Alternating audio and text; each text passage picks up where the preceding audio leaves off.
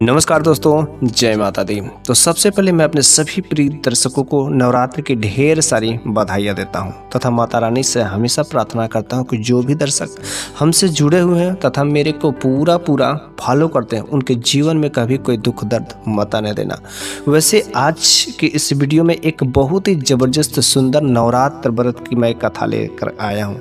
ऐसा माना जाता है कि जो भी भक्त इस कथा को सुनता है और दूसरों को सुनाता है उसके जीवन में कभी गरीबी नहीं आती है। तो एक बार की बात है कि ब्रह्मा जी के पास ऋषिवर नारद मुनि जाते हैं और नारद मुनि ने ब्रह्मा जी से कहा कि हे भगवान, आप तो सब कुछ जानने वाले हैं, सब कुछ के सृष्टि करता है आप, इसलिए मैं जो है आपसे कुछ कहना चाहता हूँ। तो ब्रह्मा जी ने कहा, बोलिए ऋषिवर, क्या चाहिए, आपको क्या जानना है। तो नारद मुनि ने कहा कि मैं पृथ्वी लोक पर भ्रमण करने गया था, लेकिन वहाँ पर देखा कि इस समय बहुत ही खुशहाली का मौसम आया है। आखिर क्या बात है, सब लोग माता दुर्गा की पूजा पाठ करें, सब लोग ऐसा नवरात्र करें। आखिर ये नवरात्र पर्व क्या है, क्या इसके संबंध में आप कोई कथा है? तो अगर कोई कथा सुनाते तो बड़ी अच्छी बात होती है।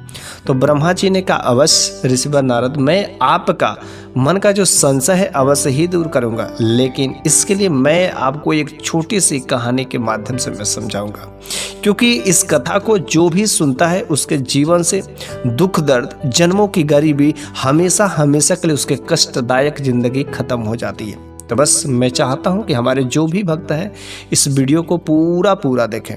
तो एक बार की बात है कि एक मूर्तिकार जो अक्सर मूर्तियां बनाता था और पूरा का पूरा साल भर मूर्तियों का सामान, मूर्ति बनाने के लिए मिट्टी, पुआल, लकड़ी, जो भी चीज़ें चाहिए था हर तरीके से वह इकट्ठा करता था और फिर वह मूर्तियों को बनाता था।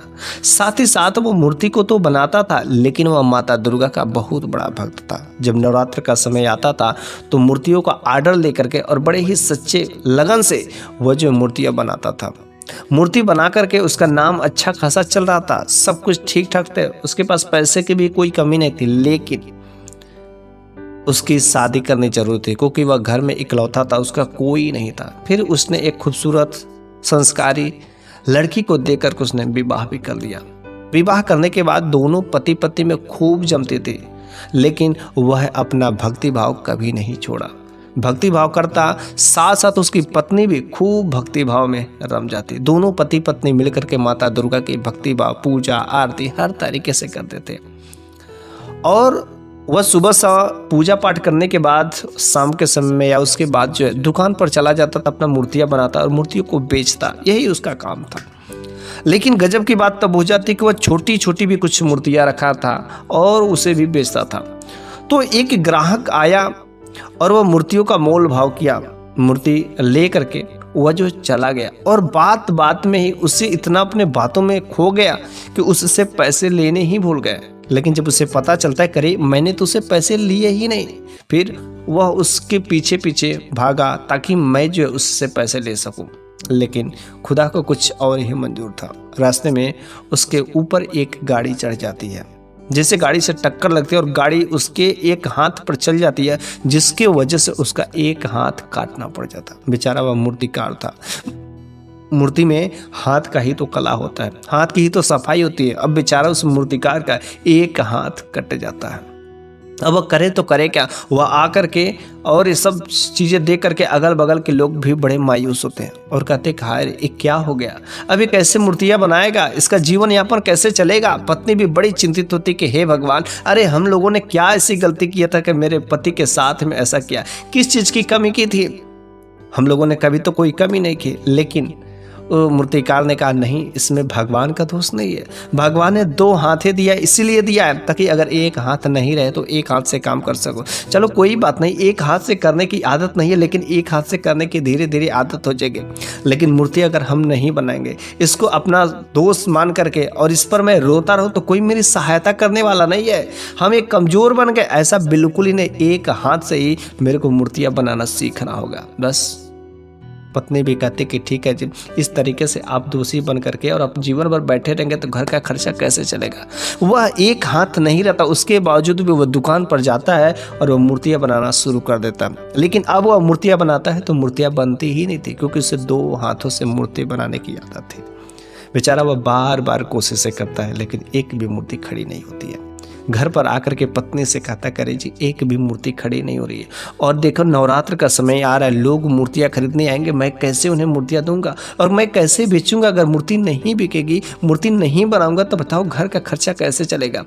वह पत्नी भी बहुत ही धैर्यशाली थी। उसने कहा, नहीं जी ऐसा आप मत कहिए, जब आप कोशिशें करेंगे, प्रयास करेंगे और माता रानी की आशीर्वाद लगेगा तो मूर्ति अवश्य बनेगा। एक ना एक दिन रात मेहनत करिए। पत्नी भी अब साथ देना शुरू कर देती है, उसके साथ में हाथ बटाती और धीरे धीरे कुछ मूर्तियां बन पाए। लेकिन पहले जितना वह मूर्तियां बन पाती थी उसके तुलना में बहुत कम इस बार मूर्तियां बनी, वो भी सही सलामत मूर्ति नहीं, क्योंकि दोनों हाथ से मूर्तियों को सांचा देना अच्छा बनता था, लेकिन अब उतना अच्छा से कारीगरी नहीं हुई। नवरात्र बस कुछ ही दिन बचे थे, लेकिन तब तक उसी समय एक छोटी सी कन्या जो उसके दुकान पर आती है और उन्होंने एक छोटी सी मूर्ति जो बड़े ही पसंद था उसको, उस मूर्तिकार का सबसे पसंदीदा छोटी सी मूर्ति थी और वह ऊंचे दाम पर उसका दाम फिक्स किया था। अगर यह एक बिक जाए तो बस हम जो है पूरा साल जो अच्छे से बैठ कर के खा सकेंगे, हमको खाने पीने की कमी नहीं होगी। बड़ा मेहनत से बनाया था। फिर जब वह कन्या वहाँ पर आती है और कहती कि भैया मेरे को वह वाला मूर्ति चाहिए, कि मेरे को देखो नवरात्र का समय आ रहा और मेरे को कलश की स्थापना करना है। तो उसने मूर्तिकार ने कहा, ठीक है बेटी, तुम इसके इतने पैसे होते हैं तुम दे दो। उस कन्या ने कहा, भैया क्षमा करिएगा, मेरे पास एक भी फूटी कौड़ी नहीं और मेरे को 1 रुपया नहीं है। मैंने सुना है कि आप भी माता रानी के बड़े भक्त हैं और मैं भी माता रानी के बड़ी भक्त हूँ। मेरे को माता रानी की कलश की स्थापना करना है, माता रानी की चौकी लगाना। भैया कृपया करके दे दीजिए, मेरे पास पैसे नहीं है, बस एक समझ लीजिए बेटी समझ करके आप मुझे दे दीजिए। भैया मेरे पास पैसे नहीं, लेकिन बड़ी मन में श्रद्धा है कि माता रानी की स्थापना करो। उसने कहा, बेटी पैसे नहीं है तो बताओ मैं कैसे तुम्हें मूर्ति देंगे। लेकिन वह कहती है कि नहीं भैया मेरे को मूर्ति दे दीजिए। अरे मैं मूर्ति जब माता रानी की कलश की स्थापना मैं करूँगी ना तो माता रानी से आपके लिए भी प्रार्थना करूँगी कि मेरे मूर्तिकार जो भैया ना उनके जीवन के सारे दुख दर्द खत्म कर देना। जैसे ये बात कहती कि उसे लगता है कि वास्तव में लग रहा है कि कोई दैवी शक्ति हो, माता रानी हो जो आकर के मेरी परीक्षा ले रही हो।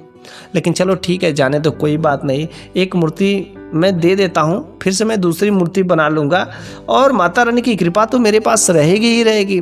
तब तक कोई ना कोई खाने पीने का व्यवस्था हो जाएगा, मैं खाने पीने बिना नहीं मर सकता, जाने दो। और वह मूर्ति तुरंत उठाता है और अपने उसको कन्या के हाथों में दे करके कहता कि बेटी मेरे लिए भी माता रानी से मेरी कामना जरूर करना। जैसे वह मूर्ति उस छोटी सी बच्ची कन्या के हाथों में रखता, तुरंत वह मूर्ति जो हाथों में से गायब हो जाती और वह कन्या भी गायब हो जाती। उसकी जगह पर माता रानी प्रकट हो जाती। जैसे माता रानी प्रकट हो जाती देख करके वो मूर्तिकार तुरंत माता रानी के चरणों में गिर जाता है, कहता कि माता रानी मैं धन्य हो गया, अरे मैं तो आपका दर्शन पाकर के ही धन्य हो गया। उसने कहा, वत्स मैं तुम्हारे इस कर्म से मैं बहुत खुश हूँ। उसने कहा, माता आखिर मेरे हाथ कट गए, मैं क्या करूँ। तो उसने कहा कि मैं तुम्हें दूसरी हाथ दे दूं। उसने कहा नहीं मेरे को दूसरा हाथ नहीं चाहिए, वरना लोग अलग अलग, मैं चाहता हूँ कि बस कुछ ऐसी कृपा बस आपकी बनी रहे, मेरे को दूसरा हाथ नहीं चाहिए। तो माता रानी ने कहा कि तुम मुझसे कुछ वरदान मांग लो।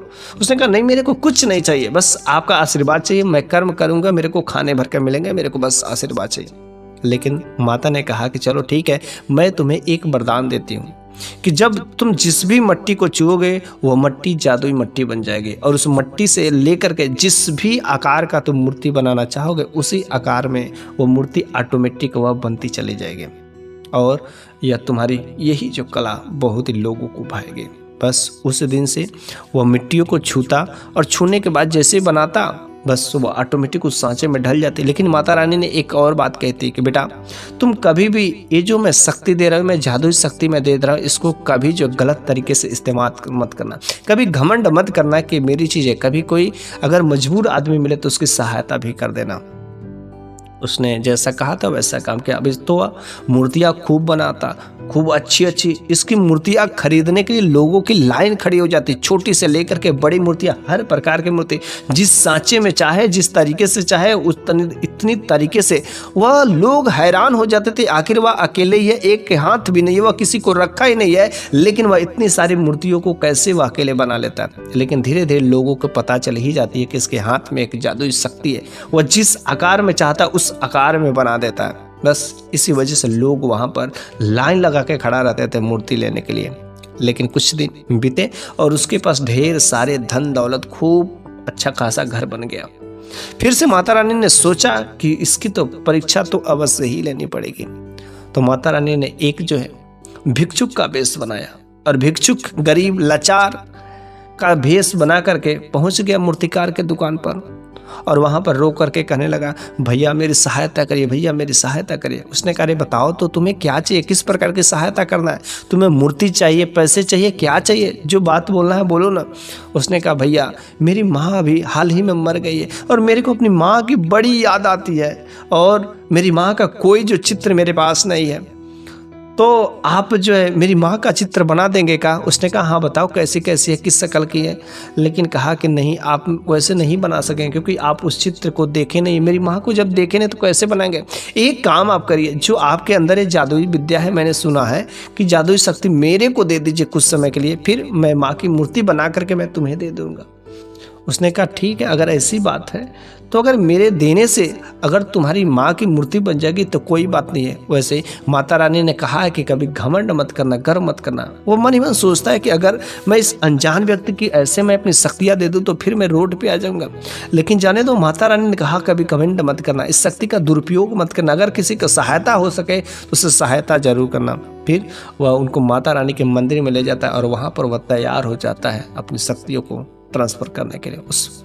लेकिन तब तक क्या देखता है कि वहां से वह व्यक्ति गायब हो गया है और सामने जो है माता रानी प्रकट है। माता रानी ने कहा, वत्स मैं फिर से तुम्हें परीक्षा लेने के लिए आई थी कि देखें तुम अपनी शक्तियों का गलत इस्तेमाल तो नहीं करते हो ना, कहीं तुम्हें गर्व घमंड तो नहीं हो गया ना, वरना तुम्हारी शक्तियाँ खत्म हो जाती। लेकिन बेटा तुम इस परीक्षा में भी सफल हुए, पास हो गए। अब तुम्हें किसी चीज़ की कोई चिंता नहीं, तुम जीवन में हर तरीके से सुख समृद्धि बनी रहेगी और इस तरीके से सौर्यवान भी बने रहोगे। और वे दोनों पति पत्नी भगवान के, माता रानी के हमेशा भक्त बने रहे और यह प्रशंसा दूर दूर तक होने लगे। मेरे प्यारे सभी दर्शकों, इस तरीके से ब्रह्मा जी ने ऋषिवर नारद को जो बहुत ही जबरदस्त प्रेम कहानी, माता रानी की भक्ति की कहानियाँ सुनाए हैं, यह कहानी सभी लोगों को सुनना चाहिए और सुनाना भी चाहिए, क्योंकि इस कहानी को श्रवण करने से सबके जीवन के धन्य धान तथा दुखों से मुक्ति मिल जाती है। मेरे प्यारे सभी दर्शकों, आज की ये कहानी आपको कैसी लगी है कमेंट बॉक्स में जरूर बताइएगा और जय माता दी जरूर लिखिएगा।